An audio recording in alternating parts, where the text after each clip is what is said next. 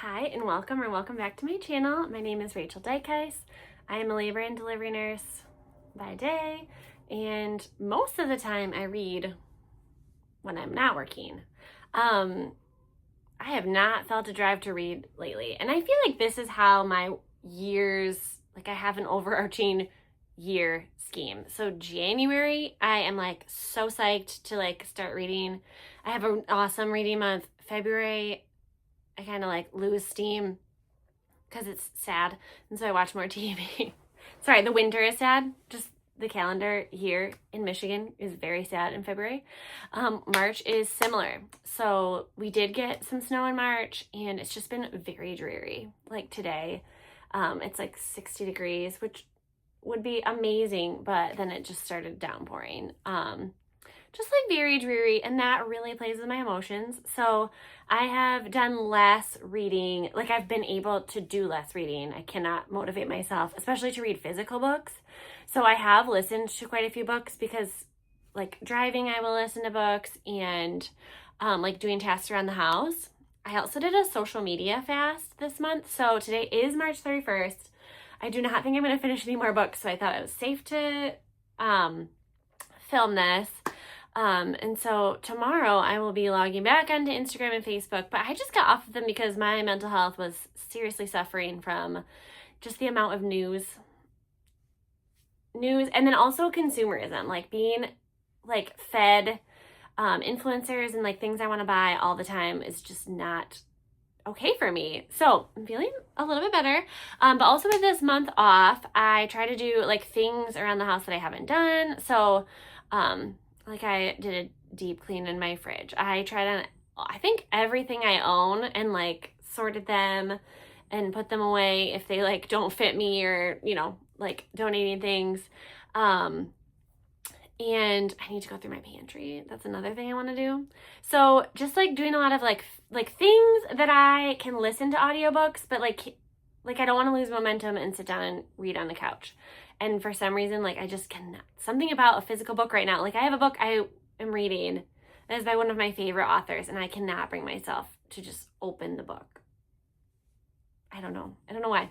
So I only read 5 physical books this month, which means I read 10 audiobooks. Is that possible? Oh, I did some reading on my Kindle.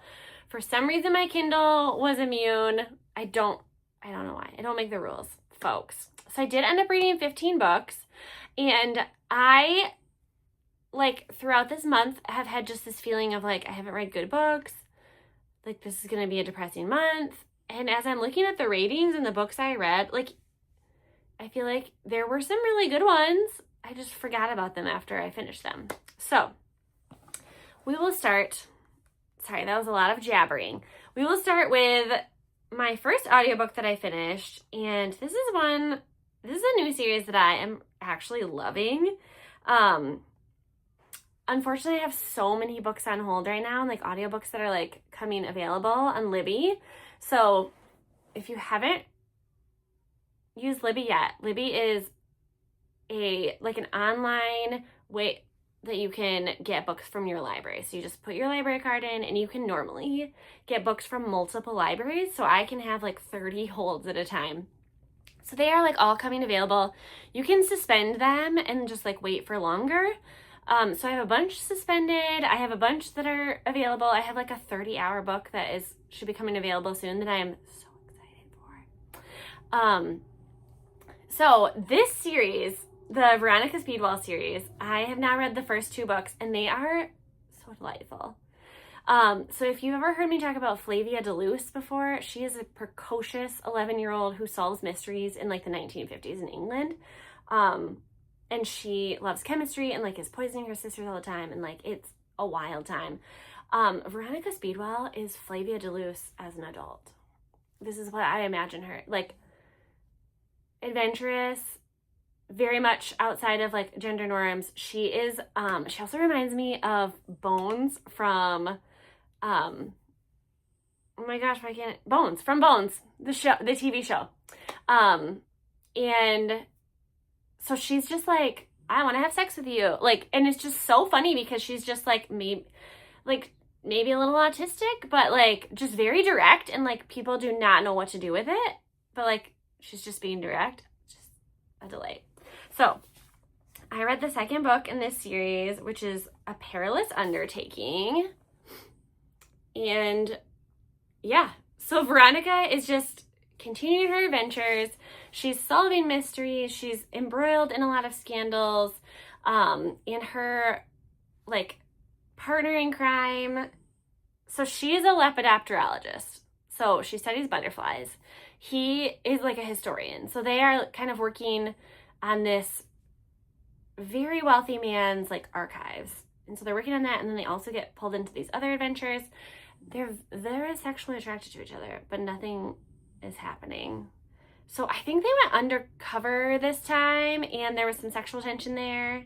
It's just good. Like, it really is just, it's like, will they, won't they? I mean, they probably won't for a few books, right? Because I think there's like 9 or 10. So it's just a delight. And the audiobook narrator is so good too. So if you need a fun, delightful historical fiction that also has like tension, and it's like a little spicy, like she's definitely not, it's not like a YA, I would read this series. They're a delight. So I gave that one 4.5 stars. And then I continued working my way through the Naturals series. So all in, I believe this is the 3rd out of 4 main books. And then I think there's a few novellas.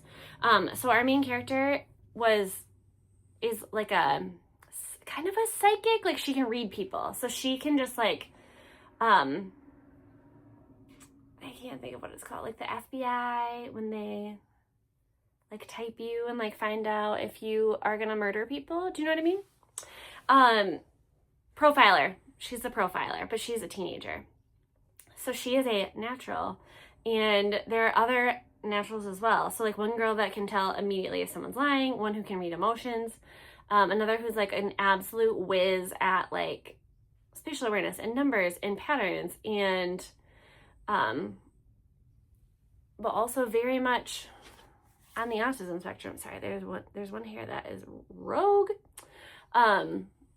And so they are like working for the FBI, but they're not, because they're teenagers, and so they're often working through the balance of like what's okay, and like they're also very much personally involved with these serial killers. And like each book is kind of like a backstory of one of them. So it's very good. I liked this series a lot. And she also wrote The Inheritance Games, which is one of my favorite series. Like for YA, such a good series. So all in, I gave 4 stars. It was nice. And you know what? Maybe we should just go right ahead and talk about Bad Blood, because this is the 4th in the series, and I finished this later in the month because I was like, oh, I'm just like really liking that, so why don't I read another one? So this one concludes the series, and we get the answers to, so our main character's mother was murdered, and there's a lot of mystery around it. And so in the 4 books, we're getting like snippets. And so this kind of wraps up that mystery and that like serial killer, but also kind of leaves it open. So I know there's like a novella called 12 that I will be reading. That's about, it's like years later when she's an adult. And so that will be interesting to follow up on. There's a few, I think, side novellas. I might read them. Again, I really like Jennifer Lynn Barnes and the way that she pieces together information. It's just good. So I gave Bad Blood 4.5 stars. So I felt like the stakes were a little bit higher in this one. It was nice. And the cover art is also beautiful. My first physical copy of a book that I read this month was The House Sapphire by Marissa Meyer. She's an automatic read for me. For some reason, I've been putting this off because the stakes were too high. When you have a favorite author, sometimes it's scary to read their next book, especially because I feel like it's been a few years. So this one I think was released in 2025. Yes, 2025, and I bought it right away, and I've just been sitting on it and just waiting to read it, partially because I do not know anything about Bluebeard, which this is about. So Marissa Meyer does fairy tale retellings. She's written the Lunar Chronicles, which 10 out of 10 YA series. Love it so much. Kirsten Gilded are a Rumpelstiltskin retelling. Heartless is a Queen of Hearts retelling. I love her writing.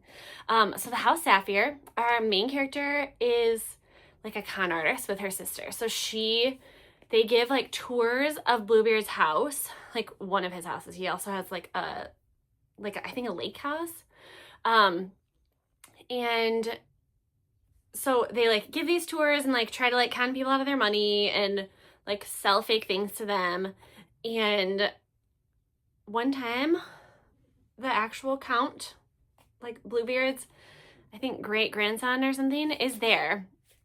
And so he like busts them and then makes a deal with them that they will like come to the lake house and confront Bluebeard because he's like haunting the place. So they claim that they can like see ghosts, which she actually can, which is very cool. So there are ghosts, there are dead wives, there is an evil, sinister ghost, there are murders, and there's a little bit of romance too. So this was great. I gave it a 5 out of 5.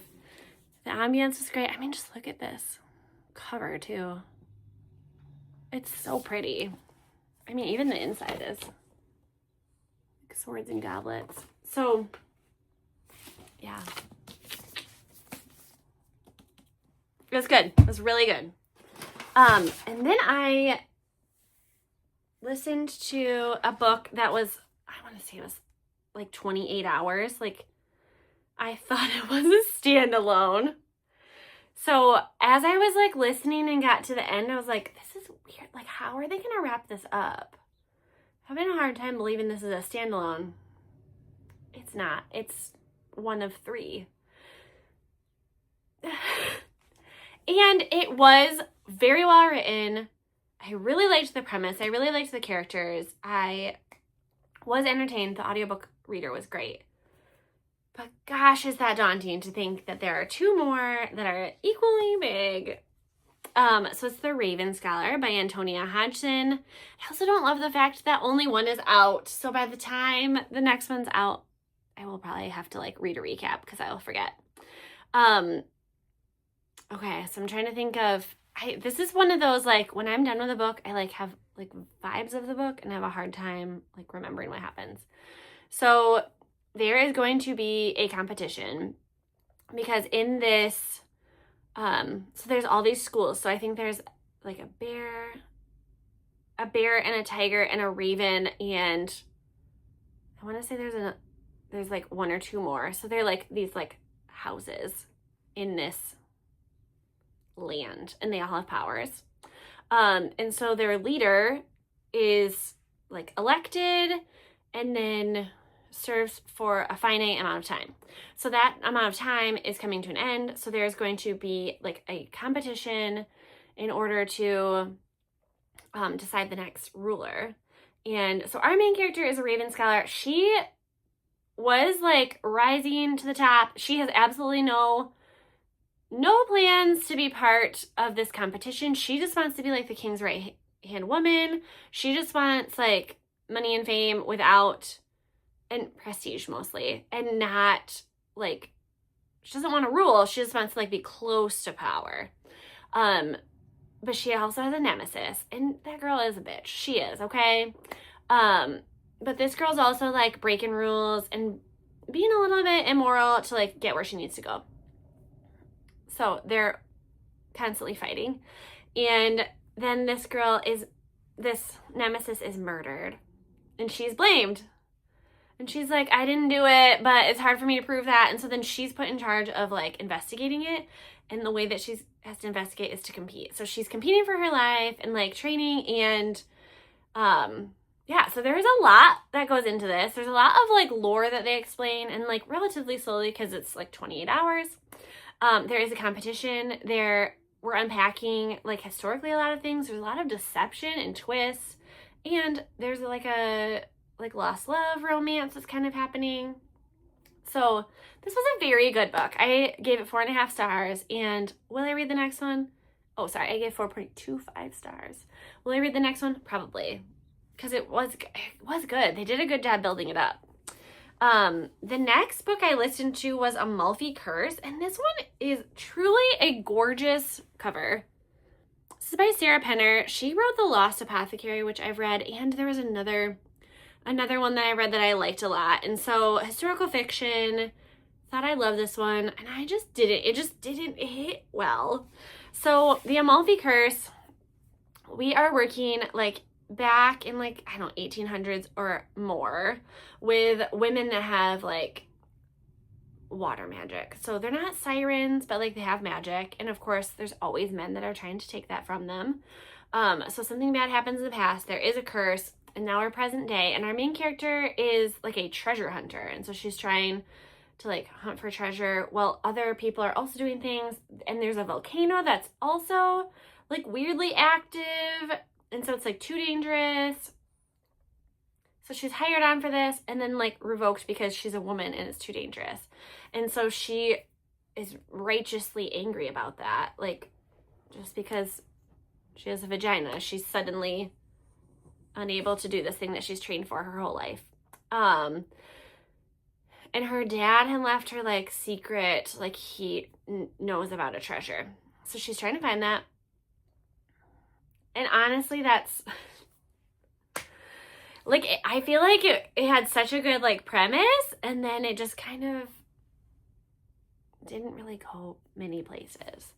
There was a lot of risk set up, a lot of like possible like conflict, and I don't feel like any of it really paid off. So I gave that one a 3. That one made me kind of sad. My Hermione fanfic for the month was Secrets and Masks. So you should know what Hermione means by now. So Draco and Hermione fanfic is a fan writing fiction about the world of Harry Potter. So they're not having to like rebuild the whole world. They just are like jumping in with their premise. So a lot of times they're twisting the Harry Potter story, but like once they set that up, you know what's happening. So this book starts very similar to Manacled, and so I was like starting it and was like, well, I mean, even if it's a ripoff, like I'm still enjoying it. So Manacled and Secrets and Masks both start with Voldemort having won the war. So in Manacled, Harry Potter is dead.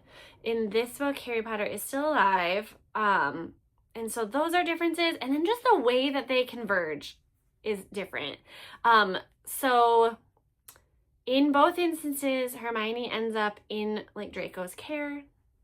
There's a little bit of possibly Stockholm syndrome, but not, because Hermione is a very strong character. In Manacled, there is an explanation to why things turn around like they are. That book is a work of genius. It really is. Thank you, Senlin Yu, for that. And it has been recreated to Alchemize, which I think I have decided to not read because Manacled is perfection. And I feel that when you take it out of the context of Harry Potter, it's, I don't think I need it. So Secrets and Masks is a little bit different. So Draco is like him and Bellatrix are like Voldemort's top generals. He is a little disillusioned with Voldemort though, because Voldemort horrifically murdered his parents and like just other awful things, right? So Voldemort is evil. But Draco has this core group of people that he calls his family that he's doing whatever he can to protect them. And so he's willing to be Voldemort's right-hand man. So then he like gets custody of Hermione pretty much. And he needs to break into her mind, which is also what happens in Manacled. So like her mind is just like so locked down, but they want to like break into her mind. And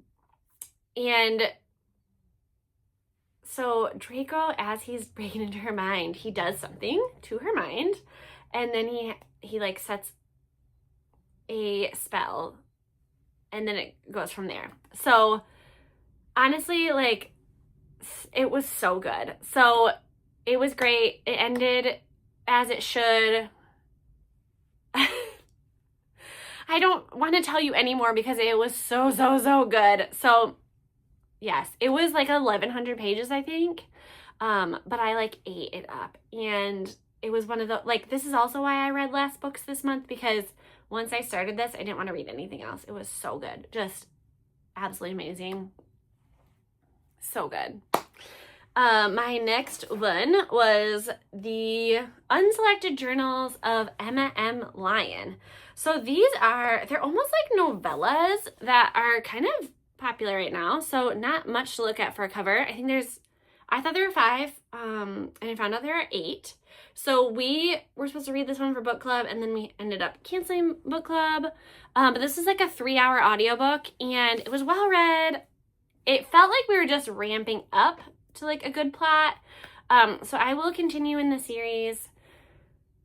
I mean, Emma is, I think, like turn of the century. She is a woman who is trying to figure out how to be independent, basically, without like a living, and the money that she was left by her family, her uncle has like squandered most of it. So she's trying to figure that out, and a mysterious man moves into her house like as the first journal is ending. So it feels like that's gonna lead somewhere. And she's kind of like Veronica Speedwell, and the fact that she's just like not willing to fit into the mold of the time. So I think she'll be a good time. The lighting on this is fine, but it just got so dark. It's 3:40, so I think it's supposed to like thunderstorm and like have hail tonight. So I'm gonna have to stop if there's hail probably.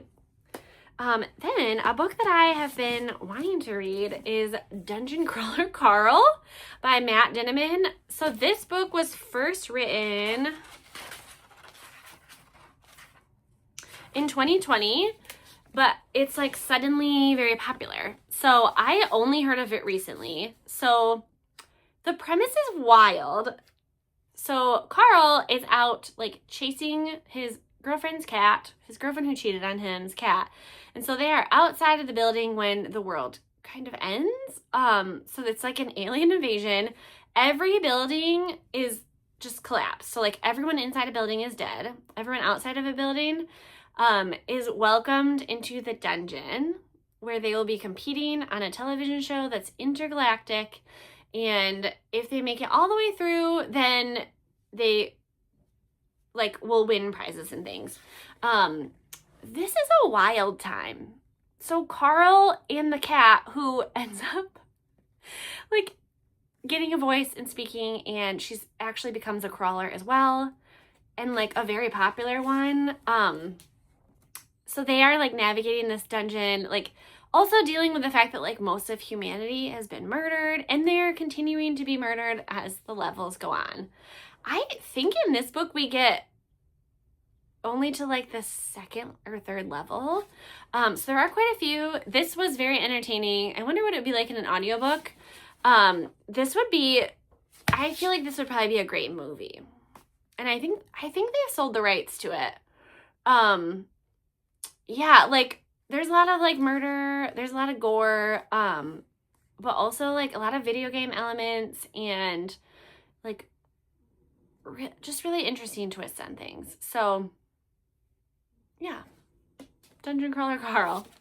I gave that one 4. It was good. Elise Myers is an Instagram like personality who is like, I think she's like a songwriter, and I think she writes poetry. So she is just kind of a delightful person. So she wrote a book. That's a great question. I love to tell you. Oh, I think what she's the most popular for is just like telling stories in a truly ridiculous way, and like ridiculous things happen to her. So they're just like normal stories, but that wouldn't happen to me. You know what I mean? So she wrote a book, and they're just kind of short stories. A lot of it has to do with her husband. They are cute. They are sweet. I gave this one 5 stars because it was cute. It was kind of exactly what I expected it would be. And she just tells a really great story. So I listened to it, and she narrates it. So if you like a good audiobook, that's kind of short. I think it was like 5 or 6 hours, so not bad. So for one of my like buzzword challenges, I had to use like so there was a book title that had to have like this or that in the title. That is actually harder than you would think, except for all the books I've already read. So None of This Is True by Lisa Jewell is a book that I had on my TBR. Like, I think I've had on my TBR, but I also was like, I'll just like get to it when I get to it. So I did purchase this book in order to complete this prompt, and it was a pretty quick moving mystery. So our main character is, so there's two main characters. So we're at like a birthday dinner, and there's two women, one who's with her older husband and another one who's with like a large group of people, and they share a birthday. And they find out that they share a birthday like down to the year we're born, like at the same hospital. And the one woman becomes obsessed with the other, and it just unravels like crazy. So the one with a bunch of friends is a podcaster, and she's looking for a new project, and the other woman is just been kind of like languishing in the life that she has. There's lots of mystery with her. She's crazy. And so they get together and make this podcast, and it just becomes wilder and wilder, and people are murdered. But it was a good time. So I gave that one 4 stars. It was a good time. It was wild, but yeah. I also listened to Hula, a novel by Jasmine, I can't read that backwards, Olani Hakes. So this is about Hawaii and their history of being a sovereign nation, and then kind of being like conned into becoming a state, and just how evil the United States is to people. And so there is a current story, and then there's like a lot of historical information. Unfortunately, I just did not vibe with the way that this story was told. The actual story was fine. It was a very long audiobook, and I had a really hard time like keeping my attention on it. So it was fine. I gave it 3 stars. I think it's a good story. I just don't love the way that it was told. It was just told quite dryly, a lot of telling, not a lot of showing. Yeah. But I read this book in part because I found it at some point and was like, oh, that looks fun. And because I needed a book with action on the cover. And she is hooling, and that felt like a lot of action. So, yeah. So I thought that because when I read this book, I like had a good time and like read it quickly and vibed with it, that maybe like mystery was going to be my vibe for the month, and it was okay.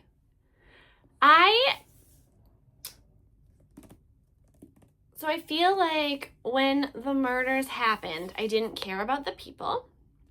And so then they build it up so that you do care about them, like you learn more about them.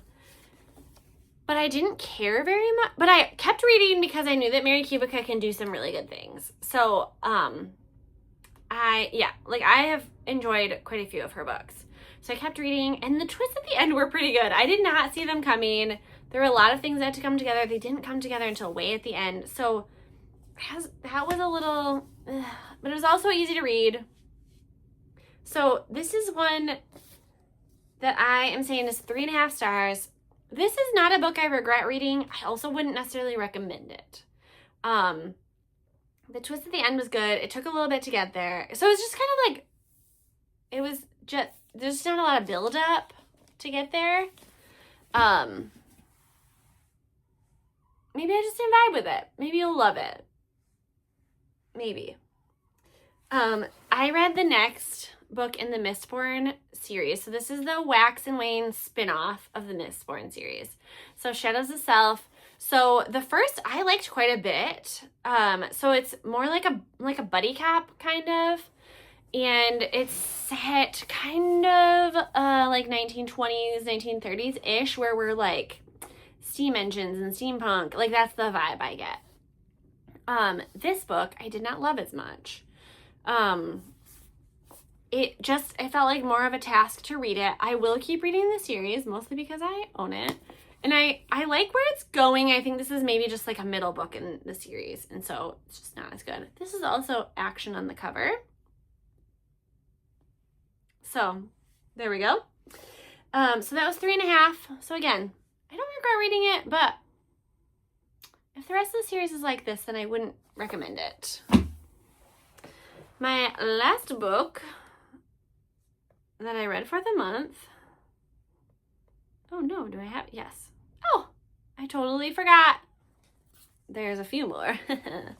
Okay, so Run for the Hills by Kevin Wilson. Kevin Wilson wrote Nothing to See Here. Honestly, one of my favorite novels of all time. It is wild. It is unapologetic. It is rude. Just the children in that story, when they get like worked up emotionally, they start on fire, like actual flames.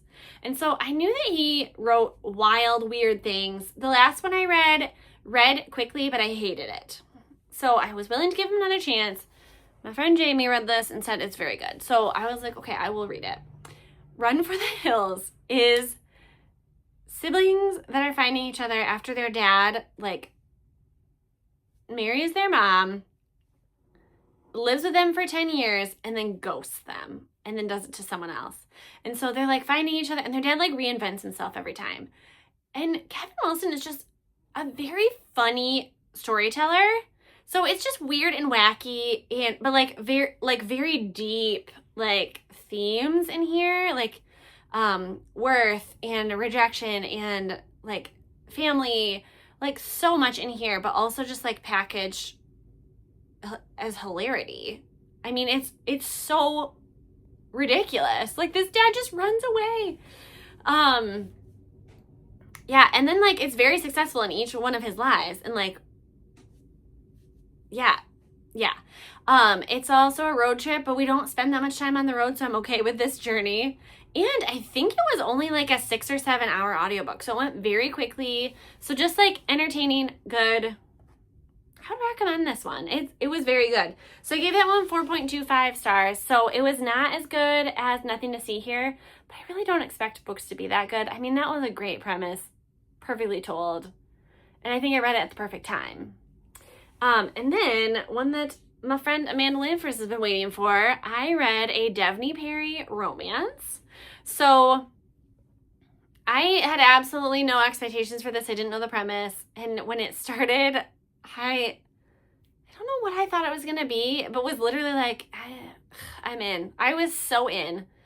So our main characters meet at a bar, have a one-night stand, and then he happens to just go to Montana because he's this like rich guy working on his family's board, his foundation, and he's trying to like open a camp in Montana. And who should he run into but his lost love? And she has a secret, a 6-year-old secret, and it was good. I did like it. It was very predictable, but I liked it. I liked what happened with them. I liked that the drama wasn't really their drama. There was some spice. It was good. I liked it. So I think I gave it 4 stars. So I will keep reading the series. Devney Perry wrote the book, oh my gosh, Shield of Sparrows, which was one of my favorites from last year. It's a fantasy, and Rights of the Starling comes out in just a few days, the day after my birthday, and I'm very excited. It's being shipped to my house, so I will be reading that this month. So I'm excited that now I can read a bunch of her back catalog, because she wrote romance before, and I had said I'm not sure if I want to read her back catalog because I've read other people's back catalogs that are not great.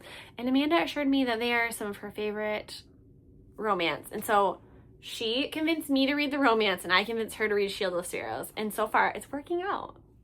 Love it. All right, so those are my 16 books because I forgot about Tattered.